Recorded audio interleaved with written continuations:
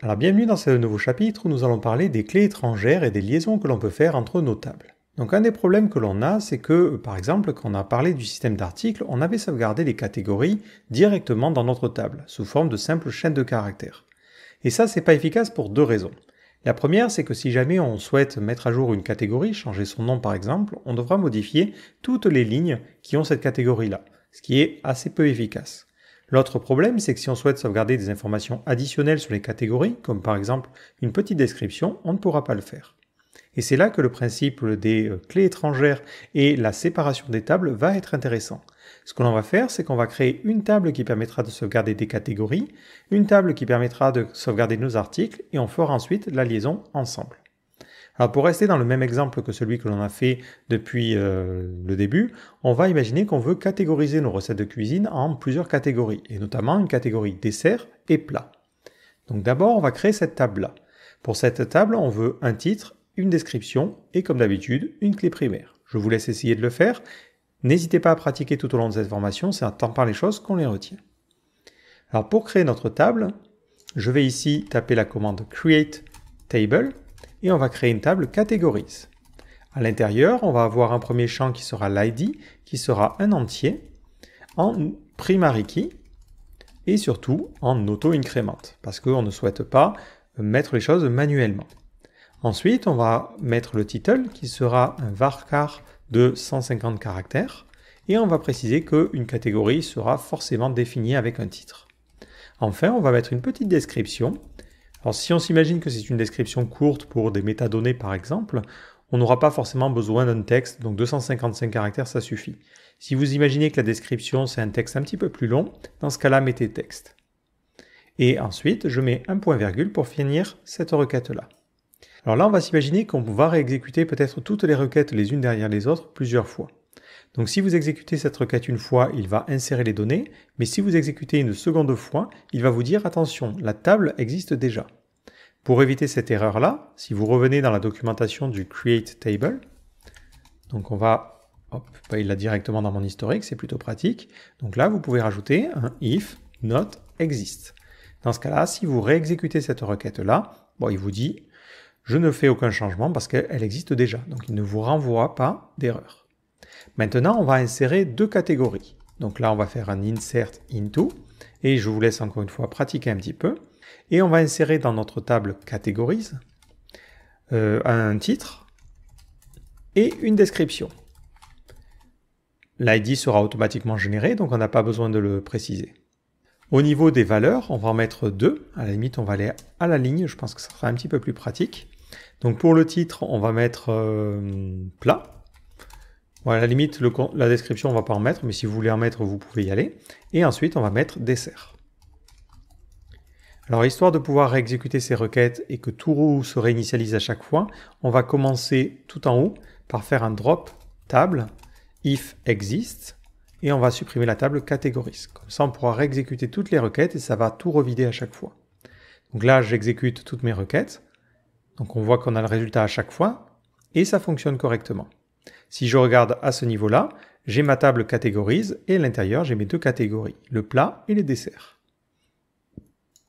Donc maintenant, on va créer notre table recip. On va commencer par la supprimer si elle existe déjà. Voilà, histoire de la réinitialiser.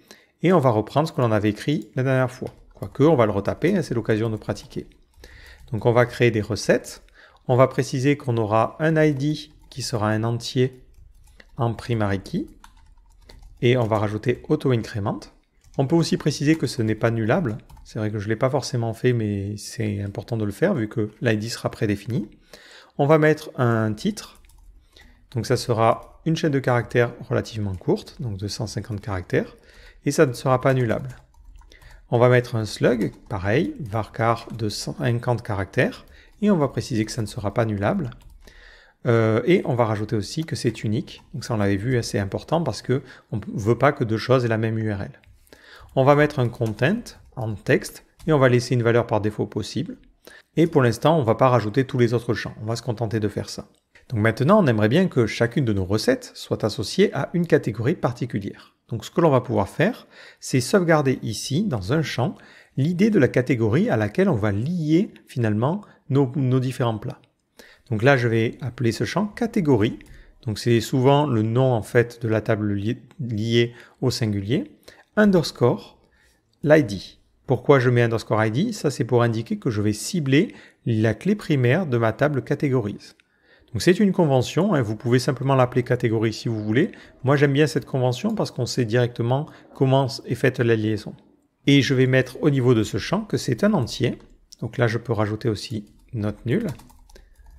Et je vais préciser que cet entier peut être nul. Donc je ne mets rien. Voilà, donc là on a créé justement notre table recette. Donc je mets un point virgule et on va réexécuter toutes les requêtes. Pas d'erreur à première vue, donc c'est bon signe. Et si je regarde au niveau de ma structure, on a bien cette structure-là. Donc maintenant, on va pouvoir insérer des recettes dans notre table de recettes. Donc on va faire un insert into. On va insérer dans les recettes 3 plats. On va mettre une crème anglaise, une salade de fruits et de la soupe. Donc au niveau des recettes, on va insérer le title, le slug et la catégorie ID. On va ignorer pour l'instant et laisser les contents à nul. Au niveau des valeurs, on va commencer par donc, notre crème anglaise. Donc ça sera le titre, crème, j'espère que je ne fais pas de faute d'orthographe, anglaise. Ensuite, on va mettre le slug et la catégorie. Donc les catégories, elles sont toujours créées avec les mêmes ID. C'est 1 pour le plat et 2 pour le dessert. Vu qu'on fait drop, l'auto-incrément est réinitialisé. Donc ça va être un dessert. Donc on va lui dire qu'en catégorie ID, on veut 2. Et ensuite, on va faire la même chose pour notre soupe. Donc pour la soupe, on va lui dire que c'est un plat. Donc on mettra ici comme valeur en catégorie ID 1. Enfin, on va pouvoir ajouter donc notre salade de fruits. Donc on va mettre salade-2-fruits. Et là, ça sera dans la catégorie numéro 2. Et je n'oublie pas le point virgule à la fin. Donc j'exécute toutes ces requêtes et ça fonctionne correctement. Un des problèmes que l'on va avoir, c'est que maintenant, on peut s'imaginer qu'on se trompe un petit peu. Et là, on lui dit que la salade de fruits est dans la catégorie numéro 3. Catégorie qui n'existe pas. Si j'exécute tout ça, ça fonctionne. Ça ne pose aucun souci. Donc là, on aimerait bien qu'il rajoute quand même une contrainte, qu'il aille vérifier qu'au niveau de notre table catégorie, on ait bien une catégorie liée. Donc on va pouvoir faire ça au moment de créer des tables. Donc dans la partie Create Table, on avait les définitions des colonnes et on a aussi les contraintes de table. Ces contraintes permettent de rajouter justement différentes choses. Donc nous, ce que l'on veut faire, c'est mettre une clé étrangère, lui dire que cette valeur catégorie ID, elle va pointer justement vers l'idée de la catégorie. Donc on va utiliser la syntaxe foreign key. Donc on le voit là, on avait fait nos column definition et on peut mettre une virgule et rajouter aussi des contraintes de table qui seront séparées par des virgules. Donc là je mets virgule, foreign key. Entre parenthèses, on met le nom de la colonne. Donc moi ça va être ici catégorie underscore ID. Et on doit mettre ensuite une foreign key clause. Si je regarde, ça ressemble à ça. Donc on met référence et on précise la table qu'on l'on référence. Donc on va mettre references. Je vais peut-être masquer la partie de gauche pour que vous ayez un petit peu plus d'espace. On précise la table. Donc moi je vais lui dire que c'est la table catégorie que l'on référence. Et entre parenthèses, on doit préciser le nom de la colonne. Donc moi, je vais référencer l'ID.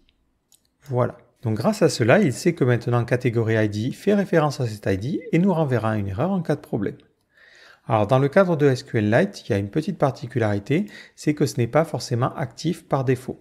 Et c'est d'ailleurs expliqué un petit peu dans la documentation. Donc si on veut activer justement la gestion des clés étrangères, il faut taper cette petite requête. Donc là, on va se contenter de la copier. C'est encore une fois quelque chose qui est spécifique, j'insiste sur ce point, à SQLite. Par défaut, sur les autres bases de données, ça sera supporté de base.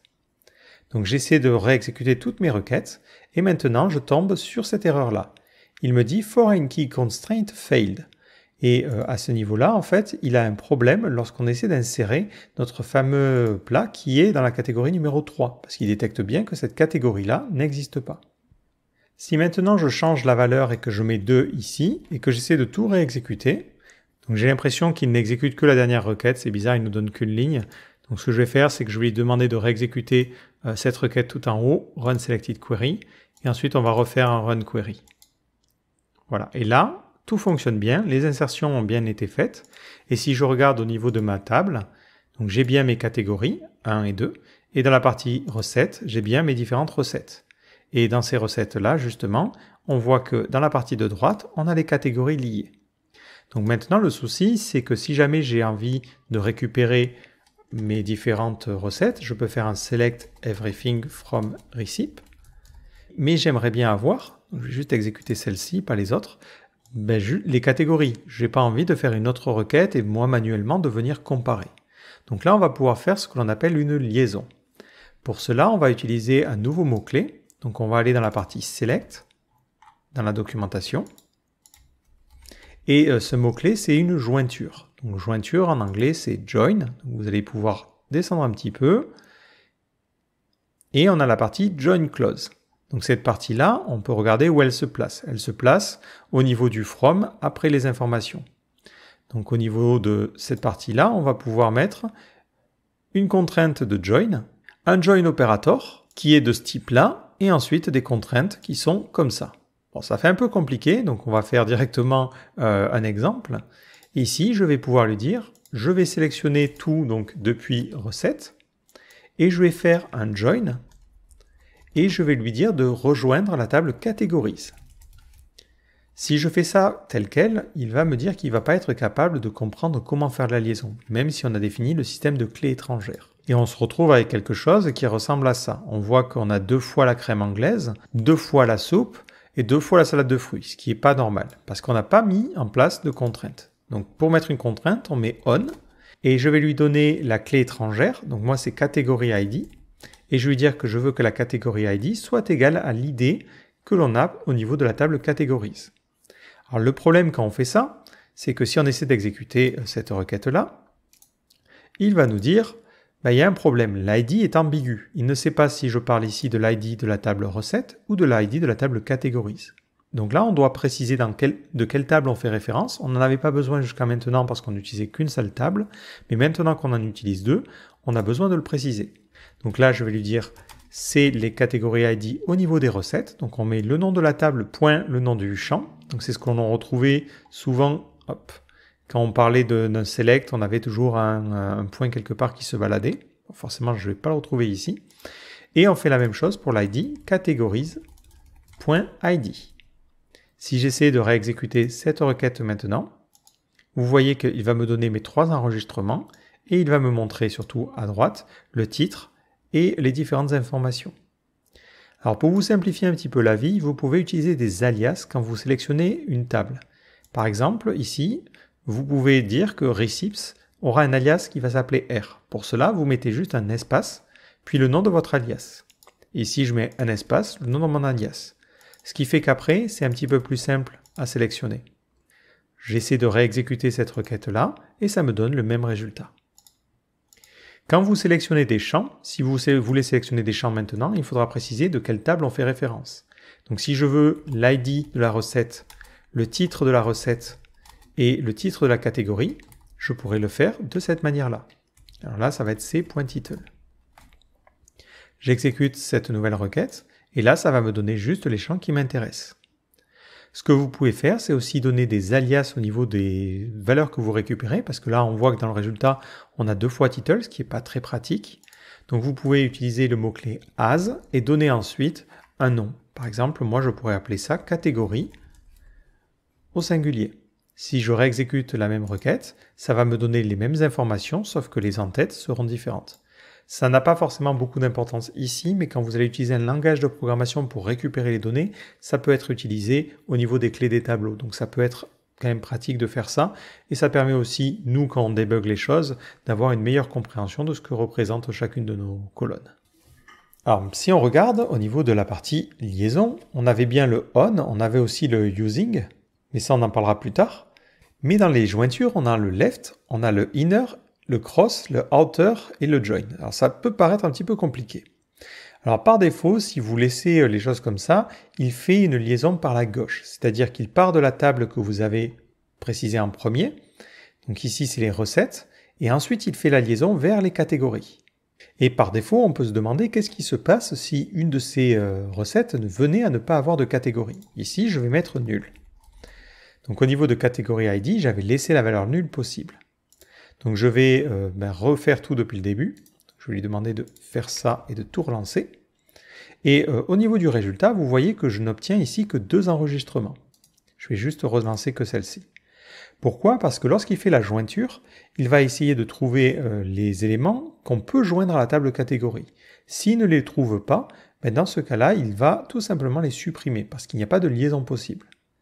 Donc si on souhaite aussi récupérer les éléments qui n'ont pas de catégorie, on va utiliser un left join. C'est ce que l'on appelle aussi un outer join. Ça veut dire que ça va sélectionner les éléments qui correspondent à la liaison, mais aussi ceux qui n'ont pas de liaison. Si je réexécute cette requête-là, on voit bien que ça me sort tous les enregistrements, y compris celui-ci de la salade de fruits, avec une catégorie qui est nulle. Par défaut, le join, c'est l'équivalent aussi du inner join. Ça veut dire que même si je l'avais omis tout à l'heure, ça va donner le même résultat. Il y a un petit schéma qui peut peut-être vous aider au niveau de la compréhension. Je ne sais pas, c'est parfois une manière différente de présenter les informations, mais voilà les types de liaisons. Le inner join, il va sélectionner les éléments qui correspondent aux 2 critères. Le outer join, donc le left join et par défaut un outer join, va permettre de sélectionner tous les éléments de gauche plus les éléments qui correspondent aux 2 critères. Donc basiquement, ça va vous donner tout ce que vous avez dans la partie recette. S'il y a une liaison, ça vous donne les infos, sinon ça met des nuls par défaut. Ensuite, on a la relation inversée, c'est le right join. Alors malheureusement, il n'existe pas dans le cadre de SQLite, mais ce qu'il fait, c'est qu'il fait les choses en sens inverse. Globalement, il partirait de la table catégorie et trouverait les recettes liées. Bon, clairement, c'est pas forcément une relation qu'on utilise très souvent parce que vu qu'elle est inversée, elle est un peu bizarre.